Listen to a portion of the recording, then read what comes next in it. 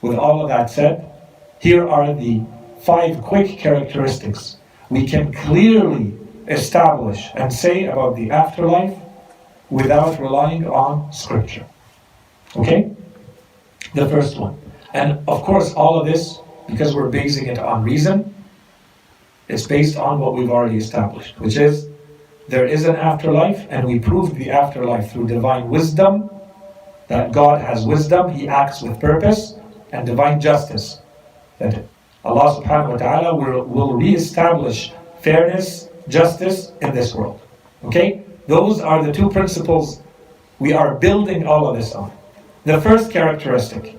The first one is that Allah subhanahu wa ta'ala, the world that He has created, the afterlife, has to be a world that allows us to live forever. Therefore, it is a world that will be everlasting and eternal. How do we derive this? From divine wisdom. We said if Allah subhanahu wa ta'ala has put in me a need to exist forever, then He has to create a world that allows me to exist forever.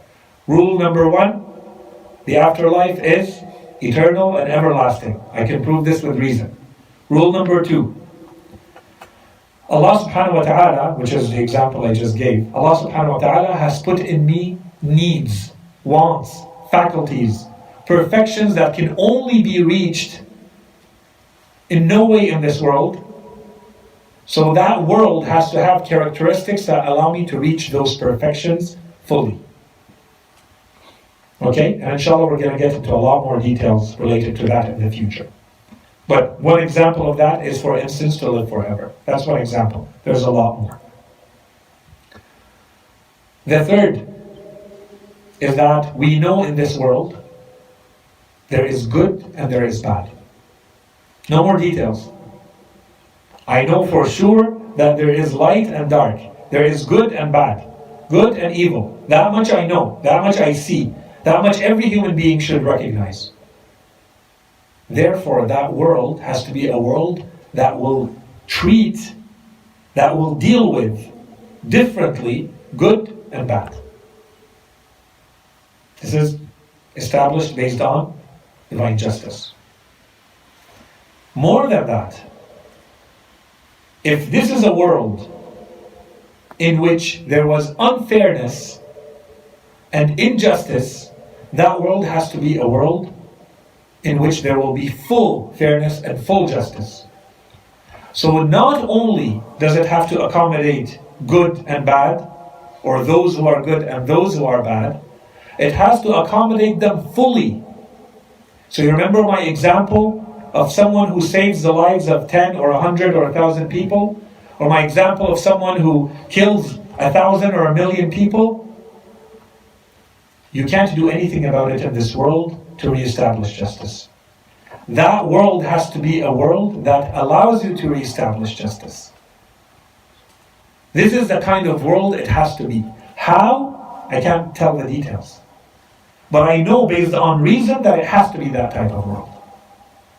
And finally, and more importantly than all of this, and of course none of these are to be taken alone, you have to combine them together. The most important trait, the most important characteristic of that world is that it cannot be a world of action. It can only be a world of consequences. This is the world of action. This is a world of choice. This is the world of responsibility. You have a freedom in this world, a freedom of will to choose. Next world cannot be a world like this one, because if it is, then you're going to have an afterlife to that world. Therefore, any choices you have, any decisions to make, any responsibility that you carry is going to end the day you die. And that world can only be a world where you get back the rewards of what you have put in this world. If there is a single choice to make, if there is a single freedom that is given to you with a responsibility in the afterlife, It means it needs another afterlife behind it to deal with, to reestablish the justice of that world. So that's impossible. Otherwise, you fall into a regression. You're going to have one more afterlife after that one, which we reject, and inshallah we will establish that with scripture too. But this is what reason tells us. So these are the 5 characteristics that we conclude only based on reason when we look at the afterlife. Now I had a lot more points here, but I'm not going to go in them. Maybe the next time we meet we can go through these. The point I was trying to make here at the bottom line is that I think for a lot of us, we think that this is shared commonly by a lot of human beings, so long as they believe in God or a religion, that they believe in something similar to this. And I would invite you to go and do a bit of research to see if you find any other group on earth who believes in this kind of belief that we have. Even if you go back to the history of the Jewish tradition, for instance, you'll see that for centuries, today, if you read their books, the books of history of Judaism, they say that their belief in an afterlife only began around Christianity. So they had been in existence for how many centuries? They say they did not believe in an afterlife. The reason I say this is because in a lot of these cases it looks like we're going in detail. But those details are important. People who are stuck in a, let's say, a Christian tradition or a Judaic tradition today, they imagine the afterlife as an extension of this world. We are going to show, and this is what we started today, it's not an extension of this world. This world completely stops. Everything ends here. And we move into a completely different reality and a completely different existence. And only with these things that we said, that should be sufficient to see it cannot work in this world.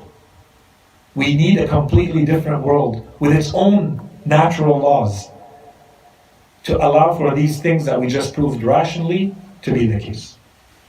Okay? So allow me just to end this last point so that we don't drag it more. This last point, this is that the next world, based both on justice and on wisdom, but the argument that we demonstrated, which is if that world is also a world of action, then we're going to need another afterlife for it.